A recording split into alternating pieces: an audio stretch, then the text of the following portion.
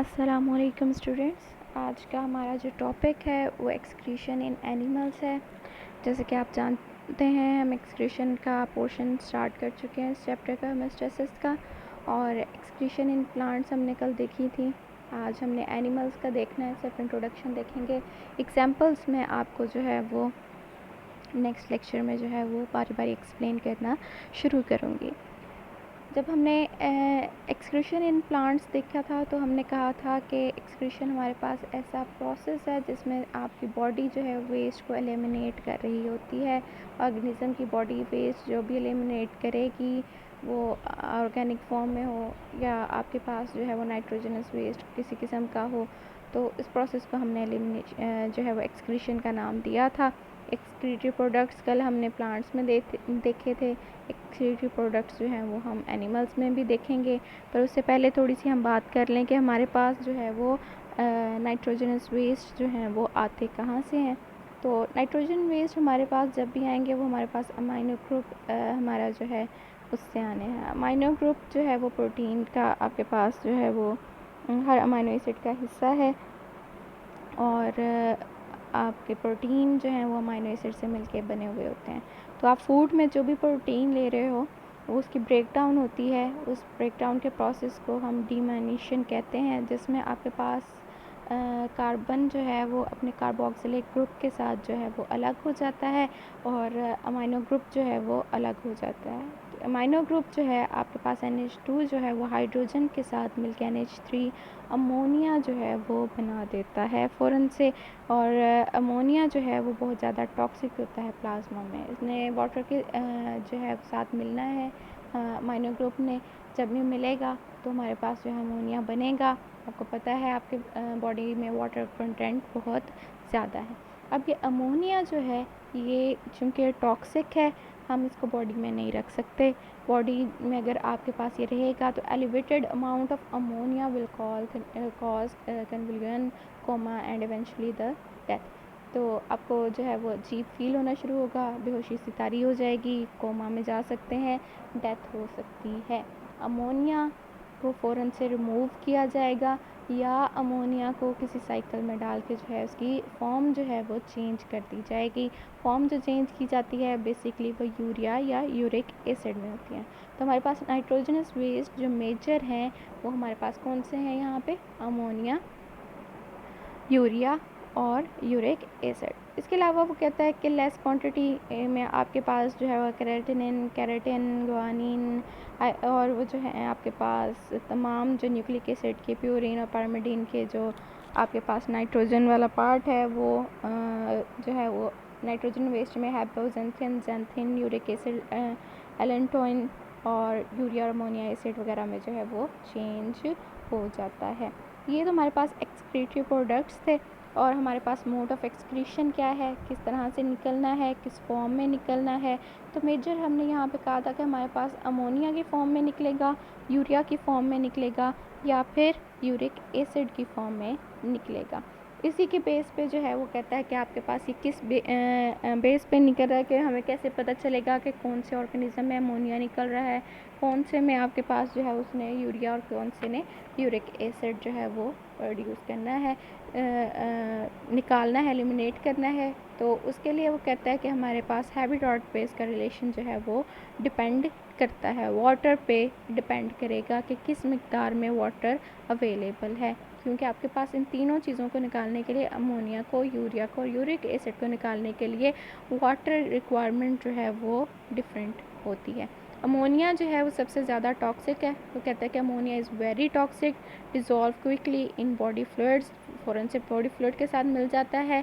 इस वजह से इसकी कंसंट्रेशन जो है वो बॉडी में लो रखने की ज़रूरत है। इस लो कंसंट्रेशन का मेंटेन करने के लिए जो है वो वाटर जो है वो रिक्वायर होता है, ताकि वो उसको बॉडी से एलिमिनेट कर दे यूरिन की फॉर्म में, पेशाब की फॉर्म में जो है अमोनिया निकलेगा। और अमोनिया जो है वो आपके पास निकालने के लिए वो कहता है कि आपको बहुत ज़्यादा वाटर की ज़रूरत है, पर इसको जो है वो निकालना भी बहुत ज़रूरी है, क्योंकि ये बहुत ज़्यादा टॉक्सिक होगा। सो आपके पास ये अमोनिया की एलिमिनेशन फ़ौरन से वहाँ पे जो है वो पॉसिबल होगी जहाँ पे आपके पास इन्वायरमेंट जो है वो हाइपोटोनिक है। तो कहते हैं therefore ammonia kept as excretory product of the animals inhibiting hypotonic environment, क्योंकि हमारे पास वो कहता है कि about 500 millilitre water is needed to excrete 1 gram of ammonia nitrogen. तो आपको कितने वाटर की ज़रूरत है? 1 ग्राम। वो कहता है कि अगर आपने अमोनिया निकालना है तो आपके पास जो है वो 500 ml वाटर होना ज़रूरी है। हाइपोटोनिक हमने सोल्यूशन की बात कर ली है कि ऐसे एनिमल्स में ये होगा जहाँ पे हमारे पास इन्वायरमेंट जो है वो हाइपोटोनिक हो।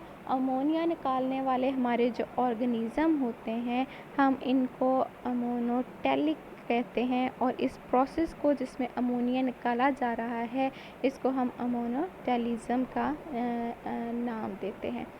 इसमें एग्ज़ाम्पल मैं आपको दे रही हूँ। एग्ज़ाम्पल हम 3 ग्रुप्स में इसकी जो है वो डिस्कस करते हैं। पहला ग्रुप है आपके पास जिसमें जो है वो एलिमिनेशन जो है वो बॉडी सरफेस के ज़रिए से हो रही होती है अमोनिया की। वो आपके पास इसके एग्ज़ाम्पल में अमीबा और हाइड्रा आ रहा है, जिसकी बॉडी सरफेस से जनरली कोई ऑर्गन इसको रिक्वायर्ड नहीं है। अमोनिया जो है वो उसकी सेल मेम्ब्रेन वगैरह से जो है वो डिफ्यूजन के ज़रिए से जो है वो बाहर निकल जाएगा। दूसरा ग्रुप मैं आपको ऐसा बता रही हूँ जिसमें यूरिन के ज़रिए से जो है वो, जैसे हमने यहाँ पे बात की, यूरिन के ज़रिए से जो है वो एलिमिनेशन होती है अमोनिया की। इसमें हमारे पास वो कहता है कि प्लेनेरिया, अर्थवॉर्म और टेडपोल्स जो हैं वो शामिल हैं, जो कि एक्वेटिक एनवायरनमेंट में मौजूद होते हैं। ज़्यादा पानी उनको जो है वो अवेलेबल होता है। ज़्यादा पानी पिएंगे जैसे अमोनिया जो है वो उनके बनेगा, फ़ौरन से वाटर के साथ वो जो है वो उसको शामिल करके एलिमिनेट कर देंगे। फिर हमारे पास एक जो है वो बोनी फिशेस की एग्जांपल है अमोनोटेलिज्म में। अमोनोटेलिज्म में जो बोनी फिशेस होती हैं वो यूरिन के ज़रिए से नहीं इसको एलिमिनेट करती, बल्कि वो गिल्स के थ्रू जो है वो एलिमिनेट करती हैं। गिल्स में अमोनिया जो है वो उसका ट्रांसफ़र किया जाता है, जहाँ से जो है वो वाटर जब पास कर रहा होगा तो वो गिल्स के थ्रू जो है वो उसको साथ वॉश आउट कर लेगा अमोनिया को। ठीक है, ये हमारे पास जो है वो हमने अमोनोटेलिज्म देखा था। दूसरी फॉर्म हमने कहा था कि हमारे पास जो है वो यूरिया की होती है। यूरिया भी जो है वो आपके पास यूरिन के ज़रिए से एलिमिनेट करने वाले कुछ ऑर्गेनिज़म्स होंगे जिनके पास जो है वो वाटर जो है वो इतना ज़्यादा नहीं है, टेरेस्ट्रियल एनवायरनमेंट में वो रहते हैं। इतना ज़्यादा वाटर जो है वो उनकी बॉडी अफोर्ड नहीं कर सकती कि वो एलिमिनेट करते फ़ौरन से अमोनिया को। अमोनिया जो है वो फिर वो कहता है कि इस रिस्ट्रिक्टेड सप्लाई ऑफ वाटर जो है उसमें क्या होगा, ammonia can not be kept as excretory product. हम जो है वो इसको एक्सक्रीटरी प्रोडक्ट के तौर पे अमोनिया को जो है वो स्टोर बॉडी में नहीं कर सकते क्योंकि बहुत टॉक्सिक है। तो हमारे पास वो कहता है कि अगर ये टॉक्सिक है तो हम इसको अल्टरनेटिव फॉर्म में जो है वो चेंज करते हैं जो कि लेस टॉक्सिक होगी। कौन सी फॉर्म है? वो यूरिया की फॉर्म है। अब यूरिया हमारे पास जो है वो लेस टॉक्सिक है। इसमें हमारे पास वो कहता है कि इसको रिक्वायर है सिर्फ 50 ml of water 1 gram nitrogen को रिमूव करने के लिए हमारे पास, यानी कि यूरिया 1 ग्राम में है तो हम 50 ml वाटर भी जो है वो उसको रिमूव करने के लिए काफ़ी होगा। फिर उसके बाद वो कहता है कि excretory nitrogen is metabolically converted into urea by urea cycle. तो हमारे पास जो है वो यूरिया में कैसे चेंज होना है अमोनिया ने, तो उसके लिए हमारे पास पूरा एक यूरिया साइकिल है जो हम नेक्स्ट जो है वो डिस्कस करते हैं।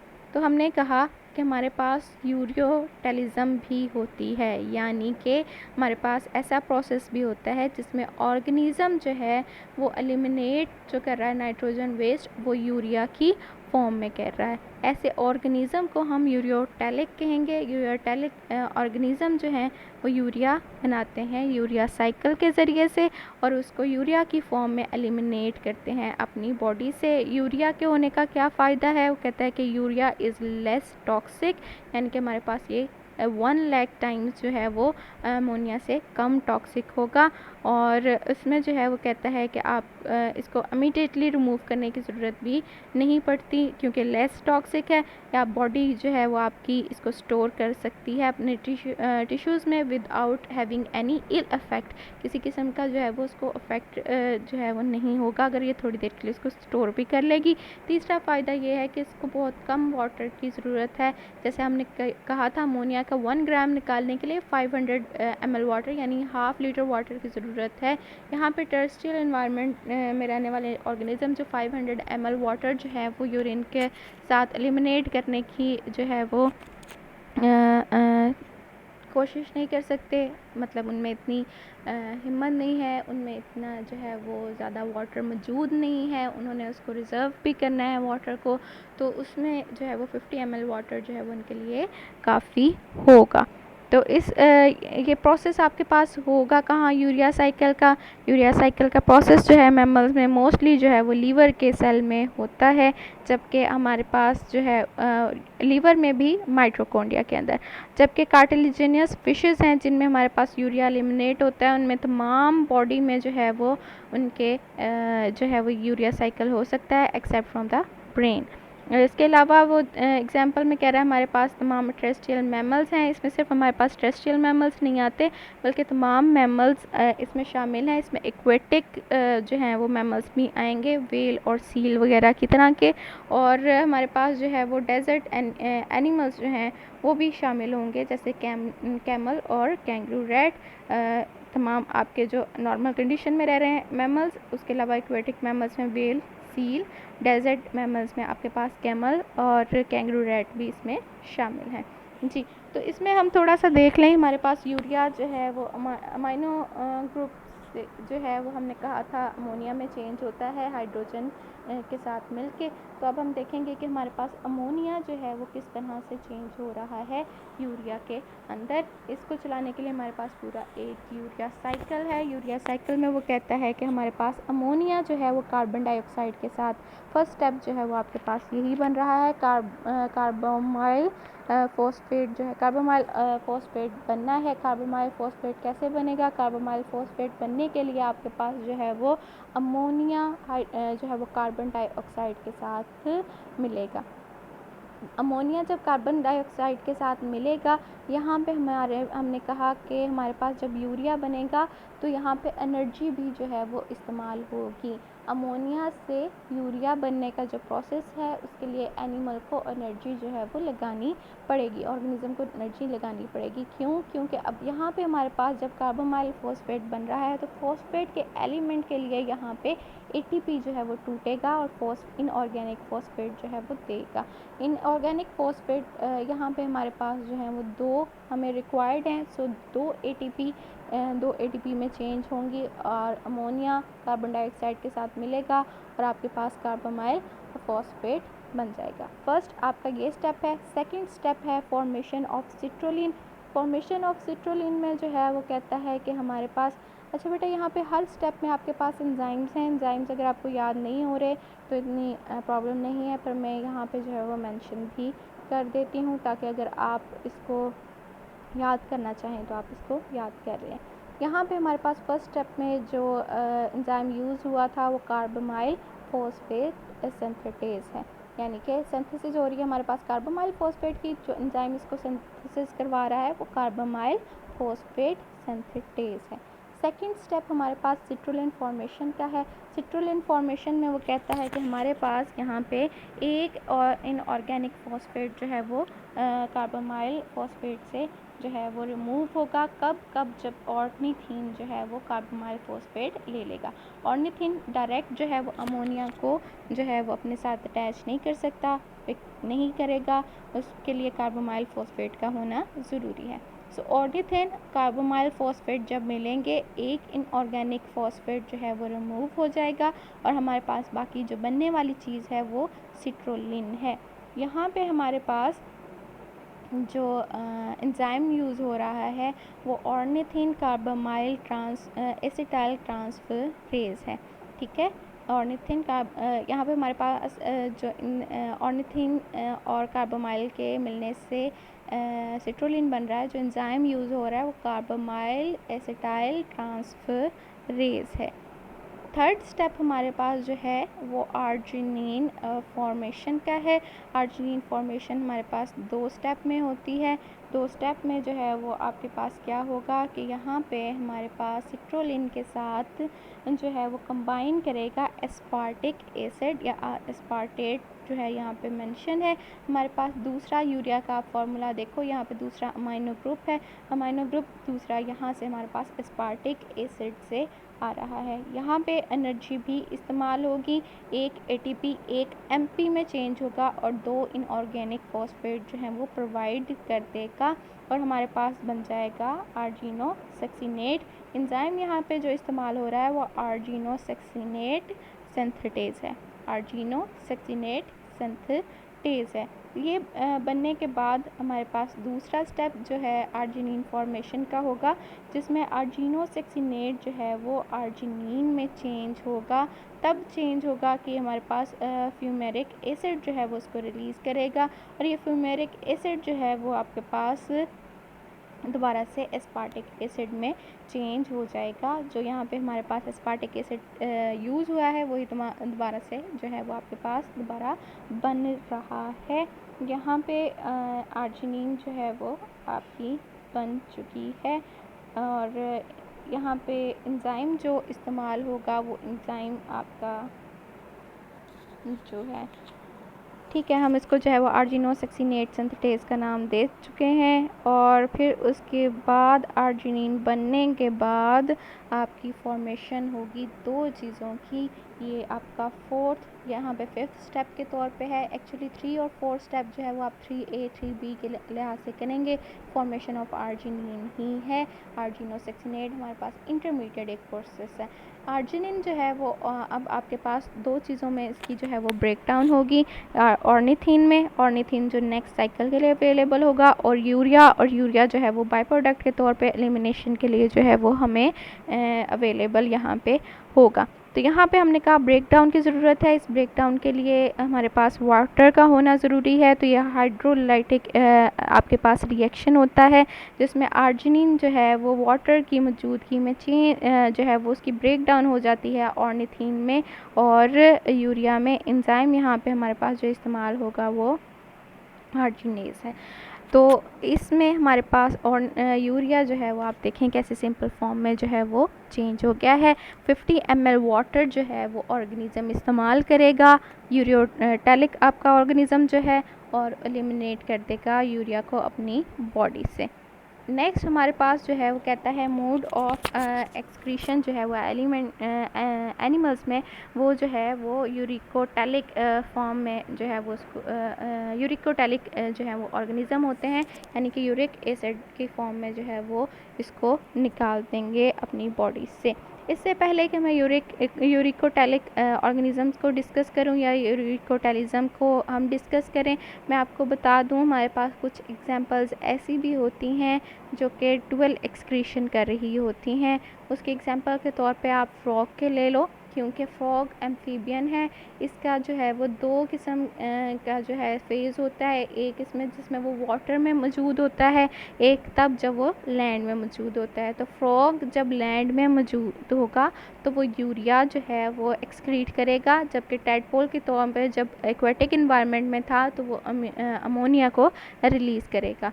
तो फ्रॉग जब वाटर में है तो वो अम्यूनोटैलिक है, जब वो लैंड पे है तो वो यूरियोटैलिक है। इसके अलावा अर्थवर्म जो है, अर्थवर्म बेटा आपके पास हमेशा जो है वो अमोनियोटैलिक नहीं होता। बाज़ औक़ात अर्थवर्म जो है उसको वाटर जब कम अवेलेबल होता है तो वो यूरिया को जो है वो मतलब अमोनिया को कन्वर्ट करना शुरू कर देता है यूरिया में, और यूरिया को जो है वो एलिमिनेट करेगा ताकि उसकी जो वाटर जो है जो उसने रिटेन करना है वो अपनी बॉडी में कर ले।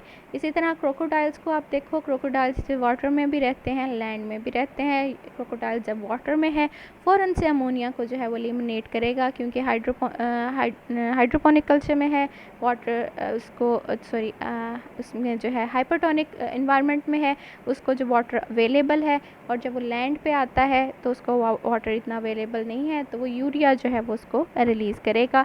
तो ये थोड़ी सी एग्जांपल थी डुअल एक्सक्रीशन की, कि हमारे पास कुछ ऐसे ऑर्गेनिज्म हैं जो डुअल एक्सक्रीशन भी करते हैं जी। नेक्स्ट हम यूरिक एसिड वाली फॉर्म पे चले जाते हैं, कि हमारे पास जो है वो यूरिक एसिड को जो है वो कुछ एनिमल्स जो हैं वो एक्सक्रीट आउट करते हैं। इसमें वो कहता है कि animals inhibiting environment with acute storage of water supply requires an excretive product which can be excreted with minimum amount of water जी। अब ऐसे ऑर्गेनिज्म है जिनको पानी बिल्कुल ही अवेलेबल नहीं है, बहुत कम अवेलेबल है पानी, तो वो क्या करेंगे कि वो तो यूरिया भी जो है वो एक्सक्रीट नहीं कर सकते।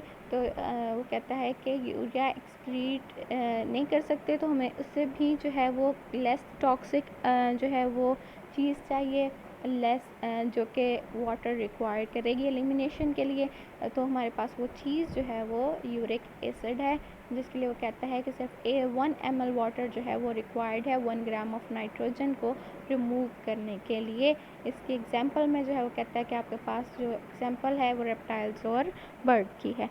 तो यूरिक आपके पास ऐसे एनिमल जो यूरिक एसिड को निकाल रहे हैं, वो लेस वाटर रिक्वायर होगा उनको यूरिक एसिड को एलिमिनेट करने के लिए। यूरिक एसिड होगा भी लेस टॉक्सिक, इनसॉल्युबल है वाटर में, और आपके पास जो है वो यूरिक एसिड के बनने का फिनोमेना लीवर में और कुछ हद तक किडनी में होगा। कॉम्प्लेक्स प्रोसेस है ये काफ़ी, और इसमें जो है वो आपको एनर्जी जो है वो यूरिया बनने से भी ज़्यादा चाहिए होगी। यूरिक एसिड बनने के लिए एनर्जी भी ज़्यादा रिक्वायर्ड होगी। एग्जांपल में वो जो है वो बर्ड्स और रेप्टाइल्स को जो है वो डिस्कस कर रहा है।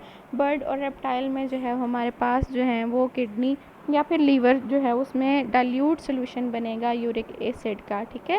यूरिक एसिड का वो डाइल्यूट जो है वो सोल्यूशन क्लोएका में जो है वो सेंड कर दिया जाएगा, भेज दिया जाएगा। क्लोएका में इसकी रीएब्जॉर्प्शन हो जाएगी वाटर की, और वो जो सोल्यूशन फॉर्म है यूरिक एसिड की वो चेंज हो जाएगी अब यूरिक एसिड के क्रिस्टल में, और फिशेस के साथ से जो है वो क्रिस्टल्स जो हैं वो रिमूव हो जाएंगे। इसमें हमारे पास बर्ड्स रेप्टाइल्स में हमारे पास लिजर्ड और स्नेक्स वगैरह हैं, और इसके अलावा इंसेक्ट्स भी जो हैं वो एग्जांपल हैं यूरिकोटैलिक एनिमल की। इसमें जो है वो आपको यही चीज़ जो बता रहा है कि एनिमल एक्सक्रीटिंग अमोनिया जो है उसको हम अमोनोटैलिक, जो यूरिया रिलीज़ करते हैं उसे यूरोटैलिक, और यूरिक एसिड जो एलिमिनेट करते हैं वो यूरिकोटैलिक जो है वो कहलाते हैं। वो कहता है कि आपके पास ये हैबिटेट में जो है वो इनकी अडेप्टेशन है, कि वो अपने अडेप्टेशन जो है वो बेहतर कर लेते हैं अपनी एलिमिनेशन के जो मोड है उसको चेंज करने के ज़रिए से। बेटा ये हमारे पास थोड़ा सा आपको बताया हुआ है कि प्रोटीन और न्यूक्लिक एसिड वो चीज़ें हैं जहाँ से हमारे पास जो हैं वो अमाइनो एसिड्स और नाइट्रोजनस बेसेस आएंगी। इनमें जो रिमूव होने वाली चीज़ है वो अमाइनो ग्रुप है। अमाइनो ग्रुप हमारे पास जो है वो चेंज होगा अमोनिया में, यूरिया में, या फिर यूरिक एसिड में। तो अमोनिया जो है वो हमारे पास जो एलिमिनेट करने वाले हैं ज़्यादातर मोस्ट एक्वेटिक एनिमल्स, जिसमें आपके बहुत सारी फ़िशेज़ इस्तेमाल जो हैं वो शामिल हैं। फ़िशेज़ में हमारे पास बोनी फ़िशेज़ हैं, उसके अलावा प्लेनेरिया, अर्थ फॉर्म और अमीबा, हाइड्रा वगैरह भी इसमें शामिल हैं। फिर उसके बाद आपके पास जो हैं वो यूरिया रिलीज़ करने वाले, इसमें ज़्यादा आपके पास जो हैं वो मैमल्स जो हैं वो शामिल हैं। बोनी फ़िशेज़ यहाँ पे बेटा बोनी फ़िशेज़ को काट के आप कार्टिलेजिनस फ़िशेज़ जो हैं वो लिखेंगे, और इसमें जो है वो आपके पास यहाँ पे आपने जी यही लिखना है, cartilaginous fishes and mammals. Mammals में आप जो हैं वो एक्वेटिक जो हैं वो मैमल्स, व्हेल, सील भी मेंशन करोगे, और डेजर्ट वाले एनिमल्स कैमल और कैंगरू मेंशन करोगे। जबकि यूरिक एसिड जो है उसमें आपके पास लैंड स्नेल्स, रेप्टाइल्स, इंसेक्ट्स और बर्ड्स वगैरह जो हैं वो शामिल होती हैं। ये आपका आज का लेक्चर था, होपफुली आपको समझ आ गई है। अगर नहीं समझ आया कुछ तो आप मुझसे क्वेश्चंस जो हैं वो अपने ग्रुप में जो है वो कर सकते हैं।